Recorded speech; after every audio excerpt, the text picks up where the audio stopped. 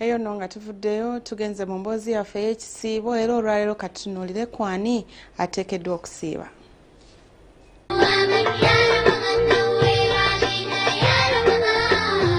Allah bwe yali akuwawula abasiibi mu surati al-Baqara yalambika ani ateekeddwa okusiiba. A'uudhu billahi minash shaitani rajim. Ya ayyuha alladhina amanu kutiba alaykumus siyam kama kutiba ala alladhina min qablikum la'allakum tattaqun. Yali akuwawula ekitiibwa Allah ku bantu abalina okuba nti basiiba, yakoola alladhina yu'minuuna bihi, abo bamukkiriza Allah, beebo bannannyini kitabo omuli etteeka eryo erya Qur'an. Ekitabo ekiyitibwa Qur'an kyekitabo eky'Obusiraamu era eryo mpagi yakuna. Kitegeeza nti omuntu yenna alina okuba nti asiiba. Ekisookera ddala alina okubeera nga asinza ow'ekitiibwa Allah mu bwomu bwe, y'empagi esooka mu Busiraamu era y'empagi esooka ne mu bukkiriza. Omusiibi agatta ku Allah w'ekintu ekirala kyonna aba asibira bwereere. Olina okubeera nga ta'budullah, kubeera ng'osinza ow'ekitiibwa Allah wala yushriku bihi shay'a, nga tolina kintu kirala kyonna ky'omugattako.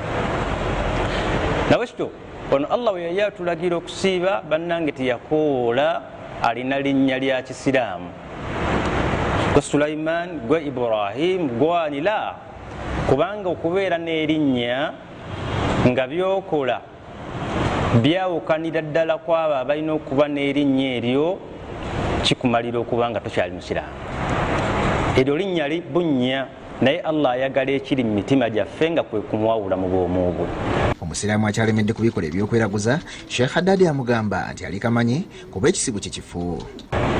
Nabwe kityo ko wenna ng'obadde otambulira mu mbeera y'ebintu ebyo, kusamira abantu, musamira ne basiraamu amanya ga kisiraamu naye nga musamira abantu, mweraguza mu bintu ebyenjawulo, abalongo mubaalula n'ebisigadde. Enkola ezo zonna nkola eziyinza okukuleetera okuba nti oyawukana okusinza ow'ekitiibwa Allah mu bwomu. Obudde tebunnagenda osobola osalawo n'ogamba nti nedda, wadde wano Allah mbadde mukwenyakwenya nti nsiiba, naye nga biri mbadde nabireseemu bulesi, Aballani bwe naggwako nja kubiddamu. Osobola okyusa kunoga nti okuva ne kaakati mbitadde. Olwo ogenda kubalibwa nti kati otandise okusiiba ebituufu. Munagamba tekyali yakadde akalala eri abo abakyali abalamu okulongoosa nga badde eri Allah waabwe.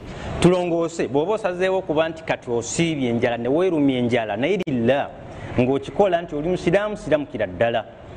Toteekayo mu busiraamu bwegulugumu dayini ne sayidi yedi n'olekayo omugulula.